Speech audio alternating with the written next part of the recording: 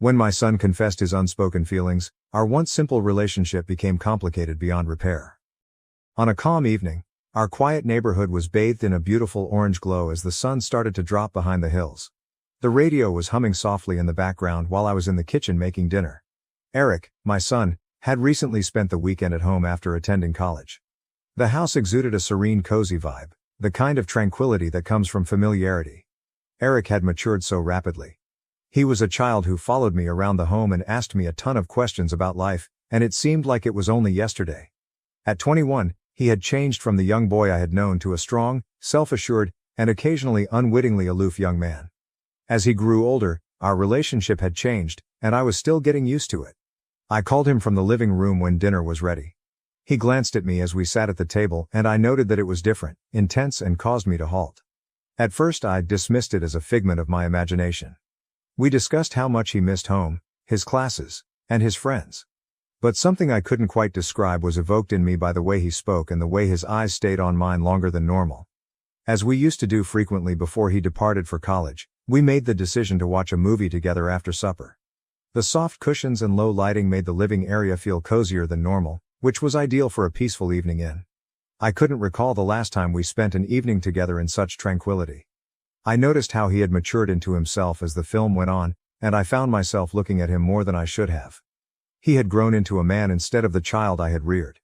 He moved closer to me on the couch just as I was starting to have a weird feeling of anxiety about the things that were going through my head.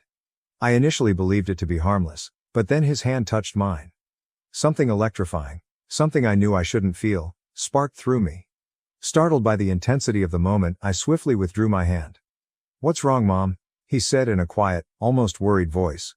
Unsure of what to say, I stared at him with my heart pounding. I tried to brush the emotion aside and hoped he wouldn't notice our tension. "Nothing, sweetie, just tired, that's all," I said. However, I was aware that something had shifted at that very instant that we couldn't ignore. The distinction between mother and son had become hazy, and although neither of us had crossed it, there were many unsaid ideas in the air. The movie was playing in the background while we sat there in quiet, but neither of us was listening. I told him I had to get to bed early and got up, but as I was leaving, I couldn't get rid of the feeling that something had changed between us. That night, as I lay in bed, my thoughts were racing. I knew I couldn't allow this emotion to intensify. For the benefit of both of us, I had to stay away. But I secretly didn't know how. I felt uneasy when I woke up the following morning. I kept thinking about what had happened the night before. I made an effort to dispel the sensation by telling myself it had all been in my imagination. Nothing more, nothing less, than I was his mother. I had a profound love for him, but not in a way that would ever be interpreted incorrectly. I convinced myself that I was acting irrationally. By the time I made it downstairs, Eric was already up and enjoying a cup of coffee at the kitchen table. He smiled at me as like nothing had occurred. Perhaps it had been nothing at all, simply a strange moment that only I had observed. I made the decision to ignore it for the time being. "Morning," I responded, attempting to sound as regular as possible while feigning a grin. "Morning, Mom," he said in a relaxed and informal tone. "I was considering taking a hike later. Would you like to accompany me? A trek?" We hadn't done anything like that together in a very long time. After how I felt last night, I briefly considered whether I should spend more time alone with him. However, I later told myself that it was just a mother and son hanging around. That was perfectly okay. "Sure," I replied. "It sounds nice." We traveled to a neighboring path later that afternoon, a location we had visited frequently when he was smaller. For that instant, the sky was a vivid blue, the air was clear, and everything seemed normal. We strolled alongside each other, discussing nothing specific, just our shared past experiences, his future ambitions, and the typical small talk. I started to giggle, felt more comfortable around him, and wondered if I had overreacted the previous evening. However, there were times when we stopped talking as we continued on the trail, leaving a lingering silence that felt heavier than it should have. At one point, Eric stopped walking and turned to face me when we came to a clearing with a stunning view of the valley below. He added, "You've always been there for me, Mom," in a quiet but earnest tone. "I don't know what I'd do without you." His tone was vulnerable, and there was something about the way he said it that surprised me and made my heart hurt. I tried to brighten the situation by smiling. "Well, you won't have to worry about that anytime soon," I laughed. "I'm not going anywhere." He was not amused. As an alternative, he moved closer and met my gaze. His words, "No, I mean it," went on. "You have never been just my mother. You've been something and everything. I went cold. I wasn't prepared for the weight and significance of the words that hung in the air. There was something in his eyes that made my pulse race again, just like the previous evening, but I looked for any indication that he was merely being sentimental or that this was an innocent moment of adoration. Eric, I whispered in a voice that was hardly audible above a whisper. You know how much I love you, right? Of course, he said, taking another step toward her. I love you too, more than you realize. My heartbeat accelerated.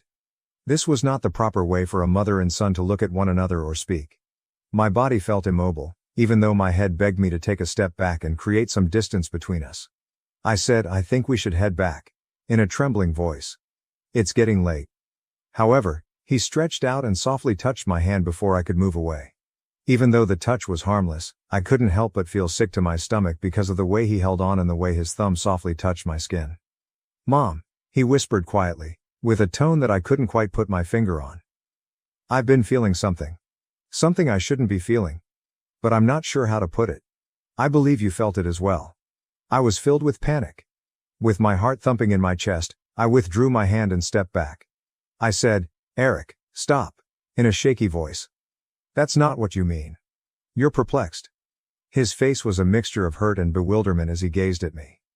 Mom, I'm not confused. I am aware of my feelings. No, I replied with a headshake. This is incorrect. My son is you. We are unable to. I was unable to continue the phrase because it felt too heavy and risky to say aloud. Eric inhaled deeply, emotion obscuring his features. I am aware. I can't help how I feel, even though I know it's wrong. Additionally, I don't believe you can. I fought to maintain my calm as tears filled my eyes. This was not taking place. This cannot be taking place. Before things progressed further and we crossed a line we would never be able to go back, I had to put an end to this. I broke my voice as I said, I'm your mother. I also adore you, but not in that way. We can't. I can't. Thick and oppressive, the words hovered between us. His shoulders slumped in defeat, and I could see the sorrow in his eyes. He nodded slowly while down at the floor in embarrassment. I apologize, he muttered. I had no intention of. I didn't want to cause you any discomfort. I took a deep breath, attempting to suppress the tumultuous mixture of feelings churning within me. Though I wasn't positive, I answered quietly, it's okay, and suggested that we simply head home. The silence on the way home felt oppressive. We both remained silent, Eric and I. Every second felt excruciatingly long because of the weight of what had been said on the trail hanging between us. My mind was racing as I tried to comprehend what had just transpired, but I kept my eyes on the road. His confession of feelings and the words that came out of his mouth astounded me. Everything I believed to be true about our relationship seemed to have been completely turned upside down. Upon arriving at the driveway, Eric murmured that he was heading to his room. He vanished up the stairs, and I did nothing to stop him. My body shook with the feelings I had been suppressing since the trail moment, and I fell onto the couch. I had no idea how to interpret any of it. He was my baby boy, my kid, but he was no longer a boy, and it was becoming frighteningly obvious that our connection had become more complicated than either of us had anticipated. The way he had looked at me and the way his palm had lingered on mine told me otherwise, even though I wanted to think that his feelings were only a phase, something temporary that would pass with time. I experienced a feeling of guilt, like if I had done something wrong. Perhaps I had been too close, too loving over the years. However, it wasn't correct, was it? It was expected of mothers to care for, love and support their sons. I had only ever done that. However, the odd tension that had developed between us now poisoned everything, and I was at a loss for how to resolve it. I tried to avoid him for the remainder of the day by keeping myself occupied with household tasks and anything else that would take my mind off of my feelings of perplexity. I was emotionally spent by the time evening arrived. Though I knew I couldn't escape it indefinitely, I didn't want to face what had happened. Eric and I couldn't continue acting as though nothing was wrong when it was so obviously not. I had been lying in bed for hours that night when I heard someone knock on my door. My heart fell. I recognized him. Mom, can I come in? Eric said in a quiet, almost tentative tone. My mind was screaming at me to say no, to put some distance between us, but I hesitated. But I knew I couldn't ignore him any longer. Despite how uncomfortable it was, I had to confront this. Come in, I whispered softly as I sat up in bed and pulled the blankets up over my head, hoping that they would protect me from the impending mental storm. Eric entered, appearing just as torn and uncertain as I was. For a minute, unsure of what to do with himself, he stood at the edge of the room. He sat down on the bed's edge after a few seconds, but he remained at a distance. He said, "I'm sorry," in a regretful tone. What I said previously wasn't appropriate. I'm not sure what happened to me. Trying to think of the perfect words, I nodded slowly. "What happened earlier, Eric, that can't happen again," I added, acknowledging that this was confusing. "We must exercise caution. Things aren't meant to be this way." "I know," he said in a whisper, his eyes sad. "But Mom, it's really difficult. I have no idea why I feel this way. I've made an effort to ignore it, but it keeps returning." I was deeply affected by what he said. I was overcome with sadness. For him. For us both, really. I never thought I would find myself in this predicament, but here we were, caught in a maze of feelings that neither of us could unravel. I repeated, "I'm your mother," in a soft yet forceful voice. "I can only ever be that. You are aware of that, aren't you?" He nodded despite the agony in his eyes as he stared at me. "I know," he replied. I don't want to lose you." "You're not going to lose me," I told him. "But we need to establish limits, Eric. This is risky territory." There was silence between us for a moment. Though there was still the tension from earlier in the day, there was also an implicit awareness that things couldn't go on as they were. Even though neither of us wanted to admit it completely, we both knew it. I gently said, "Perhaps it would be best if you returned to school tomorrow. I think we both need some space to clear our heads." I could see the sadness in Eric's eyes, yet he nodded slowly. "Yeah," he muttered. "Maybe you're right." The air between us was heavy with unresolved emotions as I watched him pack his belongings the following morning. I wanted to give him a hug and reassure him that everything would be all right, but after everything that had transpired, I just couldn't bring myself to do it. The house felt more empty than it had in years when he eventually left. I tried to take it all in as I sat on the couch and gazed out the window. It wasn't any easier, even though I knew that setting some distance between us was the best decision for both of us. A mother and son's connection should be straightforward and unadulterated, but ours had devolved into something much more complex that neither of us could manage. I made an effort to get back into my routine as the days went by, but it wasn't the same. Without Eric, the home felt too quiet, and I was thinking about him more than I should have. I hoped that the distance would be beneficial and that it would allow us both the time we needed to work through our emotions. However, I knew in my heart that things would never return to how they were. We couldn't reverse the change that had occurred between us, and I wasn't sure what was ahead for us. After my wife passed away, my sister-in-law tried to take my children. She called CPS on me, but the judge's decision left her completely shocked. I, 29M, lost my wife, Mia, 31F, in a horrific vehicle accident 6 months ago. We have twin sons, Ethan and Noah, 7M, and their transition to life without their mother has been extremely challenging. Mia and I met in high school. She was a senior and I was a sophomore. It was not love at first sight or anything dramatic like that. We were lab partners in AP biology, and at first we couldn't stand one another. Mia believed I was a slacker because I was often joking around, and I thought she was stressed because she was obsessed with obtaining perfect grades. However, as we worked together during the semester, things changed.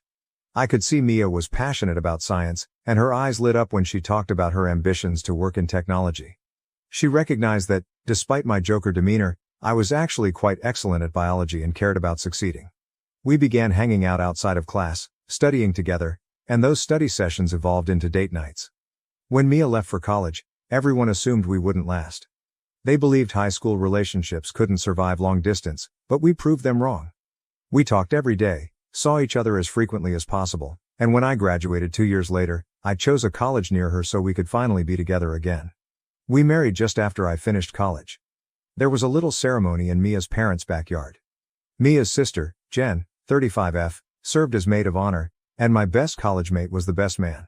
Mia's parents, John, 62M, and Linda, 60F, were overjoyed. They had always regarded me as a son and now it was official.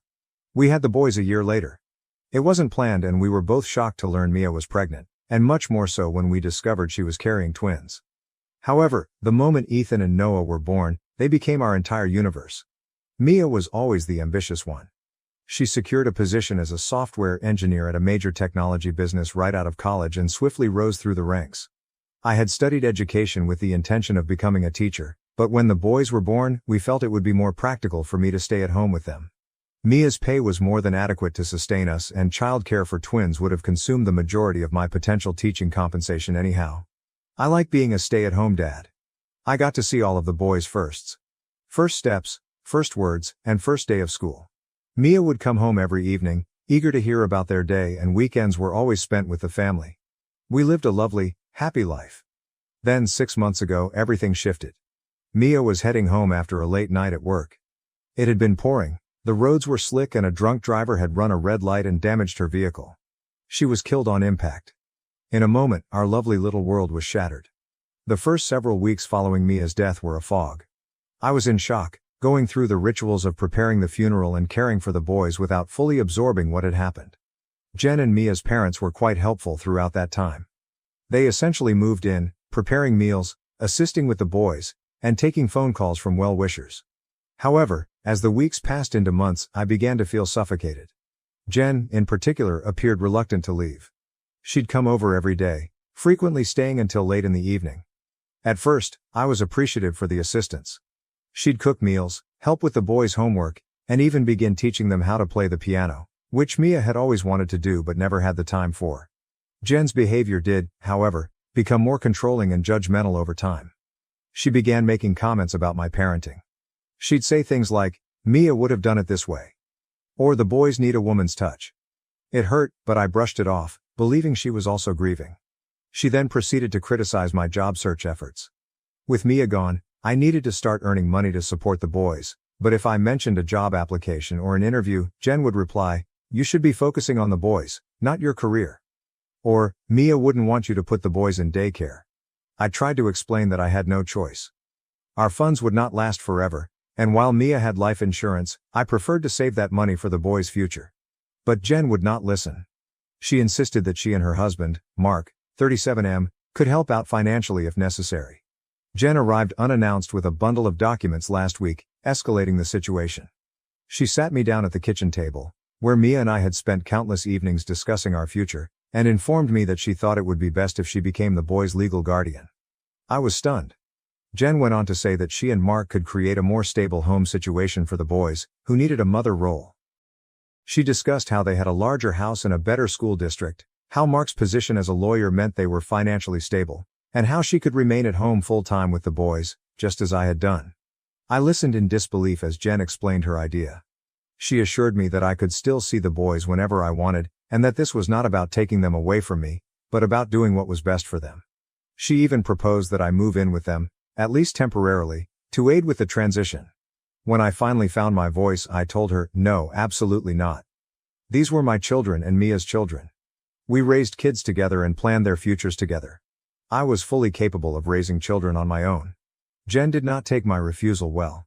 She started ranting, accusing me of being selfish and not thinking about what was best for the boys.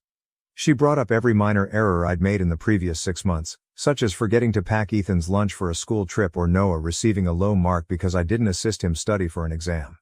She had the audacity to suggest that Mia would be disappointed in me. That was the final straw. I lost my temper and ordered Jen to leave. I told her she was no longer welcome in our home unless she respected my status as the boy's father. She departed in tears, and I assumed that was the end of it. Yesterday, I received a call from Child Protective Services. They informed me that someone had expressed concern about my abilities to care for the boys. They didn't say who created the report, but I knew it had to be Jen. I am enraged and afraid. A CPS worker is due to investigate our home next week. I contacted John and Linda to explain what had happened, hoping they could persuade Jen. Instead, they agreed with her. They believe I am being unreasonable and should consider Jen's offer for the benefit of the boys. They even propose that I live with them and allow them help raise the children. I feel like I'm under attack from all sides. These people claim to love my boys, but they are attempting to destroy the only stable thing the twins have left, their bond with me. I'm doing my best to balance everything, and while I've made mistakes, I adore my sons more than anything in the world. Last night, after I put the boys to bed, I sat in Mia's former home office, surrounded by her belongings. Her degrees on the wall, family photos on the desk, and even her favorite coffee mug, which was right where she left it the morning before. I broke down and cried for the first time in months. I miss her so badly. I miss her counsel, her laugh, and the way she could always relax me when I was stressed. I'm not sure how to do this without her, but I need to figure it out for Ethan and Noah. They have already lost their mother. I can't let them lose their father either. I do not know what to do. Should I concede to avoid a messy legal battle? Should I lose relations with Mia's family entirely? How can I safeguard my rights as a father while simultaneously doing what is best for my boys? Update 1. It's been a month since my previous post, and a lot has changed. First and foremost, I'd like to express my gratitude for everyone's kind remarks and advice. Your remarks helped me gain perspective and find the courage to speak up for myself and my sons. The CPS visit was 2 weeks ago and it went better than expected. Sarah, the social worker, was both compassionate and professional. She arrived early in the morning, right as I was preparing the boys for school. I was nervous, but I tried to appear normal for Ethan and Noah's sake.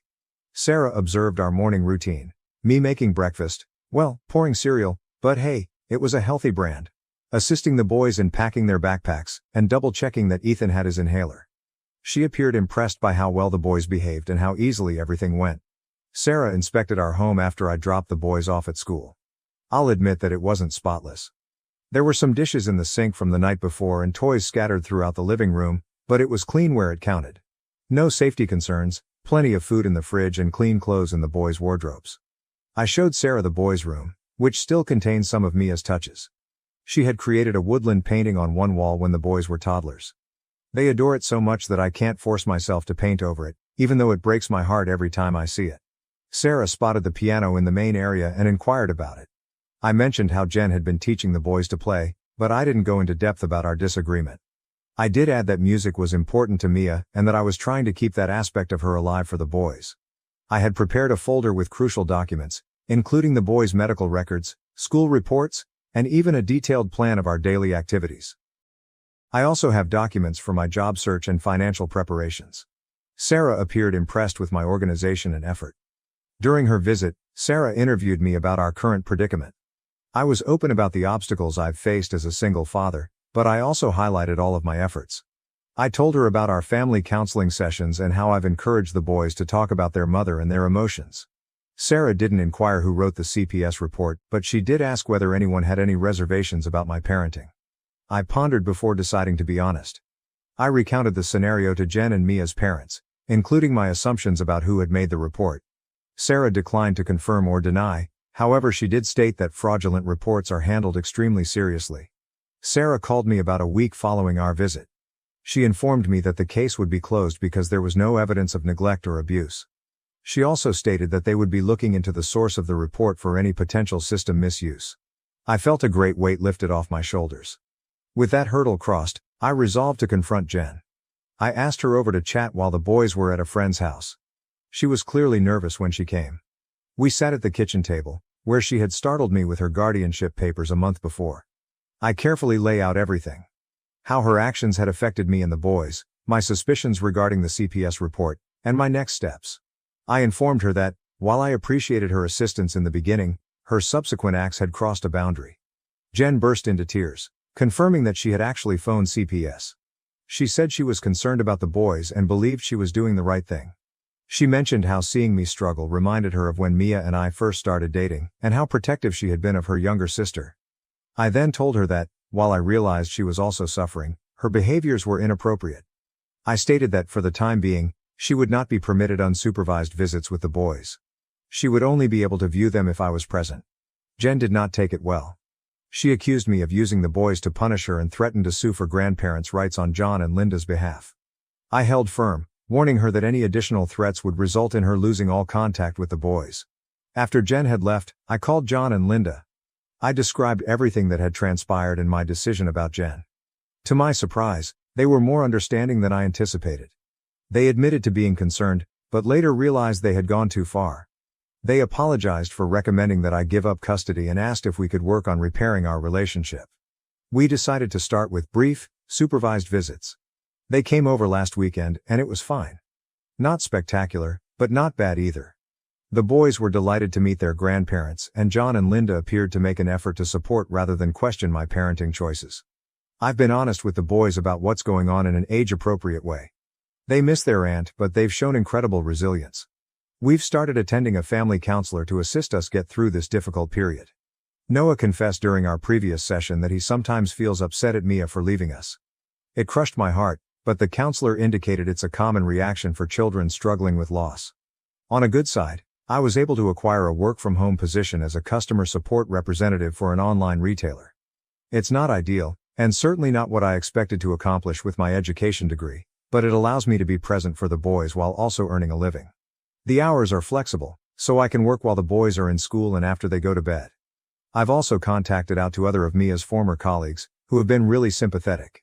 Several of them have offered to serve as references for me, and one even assisted me in updating my resume. It's bittersweet. These are folks I used to see at corporate picnics and holiday parties, and now they're assisting me in finding work because Mia is no longer with us. It is still a battle. Every day I am overcome with emotion when I look at the boys and see Mia's eyes or grin, and it hits me all over again that she is no longer with us. But we're figuring out our new normal. Last night, as I was snuggling the boys into bed, Ethan asked if we could go to the park where Mia used to take them on Saturdays. It hurt, yet it felt good to recall those pleasant days. We're planning to go this weekend. I am more motivated than ever to be the father that Ethan and Noah deserve. Mia and I may not have prepared for this, but I am confident she would be pleased with how we are handling it. We'll be okay. Update 2. It's been 3 months since my previous update, and I wish I could say things had improved, but life seems determined to throw more problems at us. Jen reached out about a month ago to apologize. She explained that she had begun bereavement counseling and realized how improper her actions had been. She asked if we could begin mending our connection. I was cautious, but I agreed to let her observe the boys in supervised settings. We started with short visits to our residence. Jen would come over for supper once a week, and we'd play board games or watch movies together. It was awkward at first, but eventually things seemed more normal. The boys were overjoyed to have their aunt back in their life, especially since she started their piano lessons. Things were going nicely for a few weeks. Jen seemed to accept my boundaries, and there were times when I felt like we were reuniting as a family. She even helped me paint the boys' room. We preserved Mia's woodland mural while updating the rest of the walls to reflect the boys' current interests. But then, last week, everything crumbled again. I received a call from the boys' school in the middle of my work shift. Ethan experienced a severe asthma attack, and when they attempted to use his inhaler, they realized it was empty. I was horrified. I regularly check their inhalers and carry extras at school. I dashed to the school, my pulse racing the entire way. When I arrived, I found Jen in the nurse's office with Ethan. She was distraught, apologizing repeatedly. Ethan was pale and wobbly, but well. The school nurse was able to utilize a nebulizer to assist him with breathing. Jen had picked up the boys from school the day before, with my consent, and driven them to the park.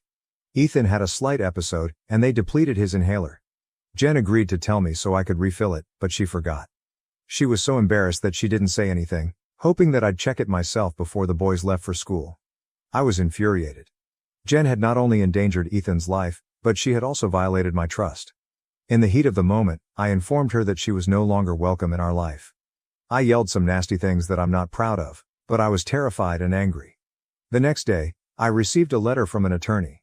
Jen and Mia's parents are seeking grandparents' rights and custody of the boys. They are saying that I'm an unfit parent, citing the asthma event and the earlier CPS report as evidence. I am devastated and afraid. I cannot lose my boys. They are all I have left of Mia, and more significantly, they are my entire universe.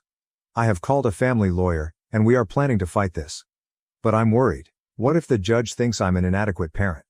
What if they believe the boys will be better off with Jen and their grandparents? To make matters worse, my work-from-home job is faltering. The company is downsizing, and I'm concerned about losing my income just when I need it most for legal bills. I've started applying for various jobs, but it's difficult to find something that gives me the flexibility to care for the boys. The guys realize that something is wrong.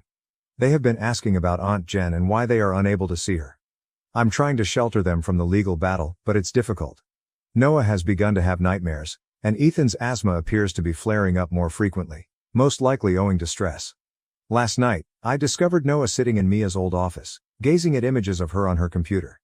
He asked me if Mommy would be upset with him for missing Aunt Jen. It broke my heart. I sat with him and we went through the images, discussing our greatest recollections of Mia. I told him that Mommy would never be mad at him for his sentiments, and that it's okay to miss someone even if we disagree with them. I feel like I'm failing them. I strive so hard to be both a mother and a father, to care for them financially and emotionally, but it never seems enough. I miss Mia more than ever. She would know how to manage it. She always knew exactly what to say to make things better. Mrs. Rodriguez, our neighbor, has been a godsend throughout this. She is a retired teacher who lives next door and has been helping me with the boys after school. She has offered to testify on my behalf if the custody matter proceeds to court. It means a lot to know that someone notices how hard I try. I'm not giving up, however. These are my guys, and I will fight with everything I have to keep our family together. I only hope this is enough. Update 3. It has been 6 weeks since my last update, and I'm relieved to report that things have finally improved. The custody struggle between Jen and Mia's parents went to court. It was a tough process that took several days. I had to sit there and listen while Jen and her lawyer branded me as an unfit parent, pointing out every mistake I had made since Mia's death. They discussed the asthma incident, the CPS report, and times when I had been late picking up the boys from school due to work. But my lawyer was fantastic. She helped me remain cool and presented our argument effectively. We had character witnesses, Mrs. Rodriguez, the boys' teachers, and even some of Mia's former co-workers, who testified to how involved I am in the boys' lives, how they are always clean, well-fed and happy. Mrs. Rodriguez's testimony was quite moving. She mentioned overhearing me reading to the boys every night, even when I was fatigued from work, and how she frequently observed us playing in the backyard or doing homework together. We also had evidence of all of my efforts, such as documentation of our therapy sessions, the boys' improved grades, and even a notebook I'd kept to chronicle Ethan's asthma symptoms and treatments. The turning point came when the judge requested to talk with Ethan and Noah alone. I was nervous, but I was confident the boys would tell the truth. When they came out, Noah went up to me and hugged me tightly. The judge did not tell me what they said, but her eyes shone with new comprehension. In the end, the judge decided in my favor. She stated that, while I'm not perfect, I am a dedicated father who does his best in difficult circumstances. She chastised Jen and my in-laws for attempting to bully me through the judicial system rather than working together to benefit the boys. The judge ordered Jen and Mia's parents to come to family counseling with us if they want to keep their contact with the boys. They agreed, and we have had 2 sessions thus far. It's been tense, but I'm hoping we can rebuild trust for the benefit of the boys. On the work front, I received unexpected excellent news. One of Mia's former co-workers contacted her with a job offer. It's an entry-level employment at the tech business Mia previously worked for, with flexible hours and the ability to work from home as needed. The compensation is significantly more than my current employment and there is possibility for advancement. I start next month and am both excited and nervous. The guys are doing better too. We've settled into a good pattern and they're becoming more honest about their feelings. Last week, Noah said he was proud of me for fighting the bad guys in court. It made me realize that, despite my efforts to insulate them, they know more than I give them credit for.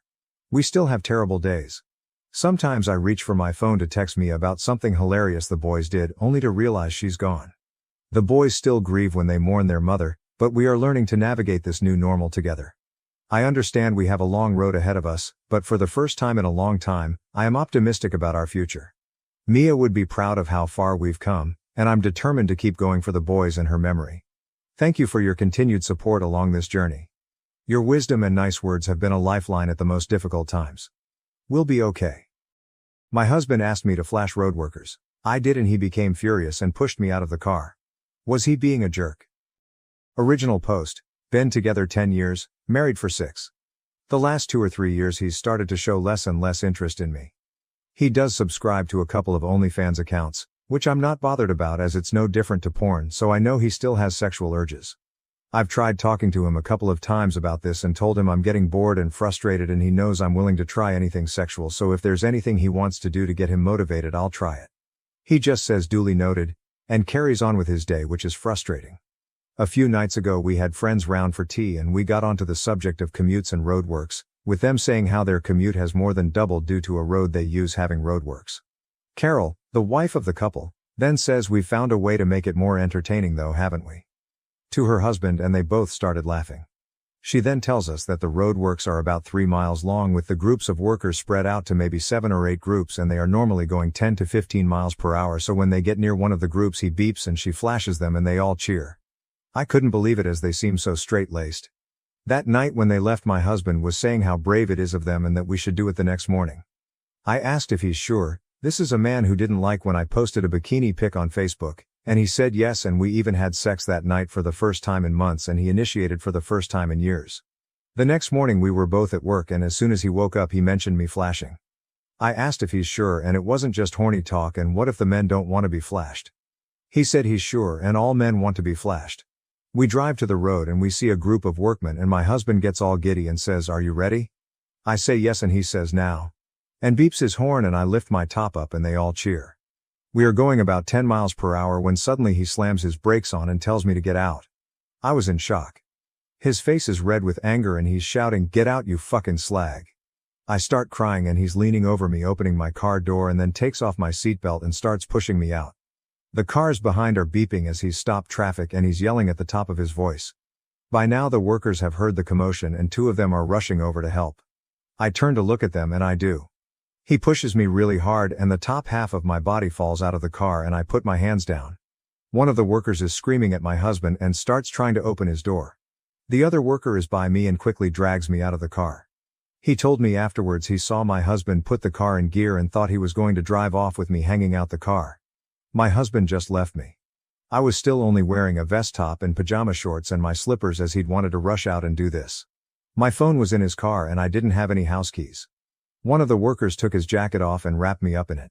They took me to a cabin that was their canteen and put the heater on and made me a cup of tea. I was so embarrassed. This lot had seen my boobs and then seen me getting abused and then fell out of a car and then rescued me all in the space of 30 seconds. I kept apologizing to them and said it was his idea but they said it's okay and it happens a few times a day and they are used to it but I think they were just trying to make me feel better. They were laughing and joking with me and were all so sweet and funny. They asked if I wanted to ring anyone but I don't know anyone's number apart from work and I didn't want them picking me up wearing next to nothing from a building site. I asked if I could just ring a taxi but they said I can't get in a taxi dressed how I am. The man I'm assuming was their team leader told one of them to drive me wherever I wanted to go so I asked if I could go to my mom's house about 5 miles away. They gave me some spare work boots to walk across the mud to the van and 2 of them drove me to my mom's and they were really sweet and made sure I was okay and even walked me to the front door. When my mom answered I was hysterical and crying and they told her me and my husband had an argument and he left me by the side of the road. My mom offered them a drink and I tried to give them their coat and boots back but they said it's okay. I told my mom we were driving to McDonald's and got into an argument. I didn't tell her about the pushing or anything. She drove me home and let me in with a spare key she has. I packed some things and went back to my mom's. My husband had been home as my phone was on the table. In the 5 days since he's been ringing me non-stop saying he's sorry and he doesn't know what came over him. He said he heard someone shout, "Nice pair," and it made him angry. My friends are saying leave, he is obviously telling me to give him another chance. I'm 50-50ths but if I do stay I'm going to insist on couples counseling for us both and sex therapy either for him or both of us. He says he doesn't want to involve other people in the relationship. It feels silly to throw it all away over a few seconds of madness and I should have just said no when he asked me to flash as I know he's quite insecure. I was blinded by finally getting some sex and attention from him and thought I could get more. I took the workers their jackets and boots back and also made them 2 cakes and bought them 1,000 bags of Yorkshire tea as a thank you.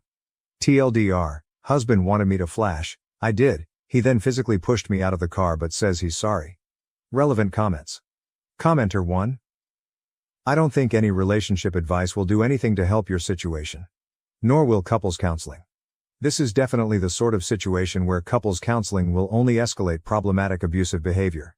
What you need quite frankly, is a divorce lawyer. OOP, that's the thought that's becoming more prevalent in my mind. I took pics of the bruises and scuffs on my arms and legs afterwards and I kept looking at them and thinking what would I say to anyone else who showed me them. Commenter 2, you sound codependent on him and do everything he tells you to do to please him, because you are terrified that he will leave you. Now you are in a situation where you did what he told you to do, but he ditched you anyway. He left you on the side of the road to the mercy of strangers that you just flashed with nothing on you. That was very dangerous and it makes me question if he wanted something to happen to you. This relationship isn't safe for you anymore and that probably will be for some time. He's abusive. He doesn't want to do couples counseling, because he knows what they would tell you. It isn't wise to do that with him anyway, because all that therapy is going to teach him are more weak points for you to take advantage of. Look for therapy for yourself. You know that he doesn't love you, that's why you accept all these behaviors of him. You can't make him love you by accepting his disrespect. You need to leave, it won't get better, it will get worse. Update. I took people's advice on this sub and a couple of others and rang the police to report the attack. I spoke to the workers beforehand who said they'd back me up. They arrested my husband and then released him on bail but told him he couldn't stay at my house so he's gone to his mom's. After the argument he told all our friends that I had cheated. I hadn't wanted to admit to people that I had flashed but I felt like the tide was really turning against me and a lot of people were believing his lies so I wrote a long message with a description of exactly what happened. Plus pictures of my injuries including scrapes and bruises plus screenshots of messages he's sent admitting he asked me to flash, and admitting he hit me although he did blame me saying if I just got out like he asked he wouldn't have had to do that. A few people apologized, most didn't, but I don't care anymore. I'm back home and he has to answer bail in a couple of months. The police don't sound confident they can get a conviction but maybe that's how they are supposed to sound. I've spoken a little bit to a lawyer but I can't really afford anything at the minute in that way. Been a sad few weeks but an eye-opener and I don't feel any guilt for getting the police involved or telling people what happened. Just working and keeping myself busy at the moment. TLDR, I informed the police about the assault and he had to leave my house. Relevant comments. OOP on the workers who rescued her. OOP. Luckily the road worker was a big strong guy. He picked me up and got me out of the way like I was as light as a feather. That's the bit that plays on my mind the most. He drove off a split second after I was out of the car and the door was still open. I think in his mind I was still half in the car when he drove off. Can OP go to a safe place and away from her husband? OP, I don't think I need protection. My brother is staying with me now and he could beat up 10 of my husbands with one hand. Plus I feel like there's more deserving people than me who need a charity's help. OOP telling the police what happened and how they have responded. OP, I did tell the police exactly what happened, as did the workmen. Believe it or not the police didn't care about me showing flesh and cared more about me getting beaten up and nearly ran over.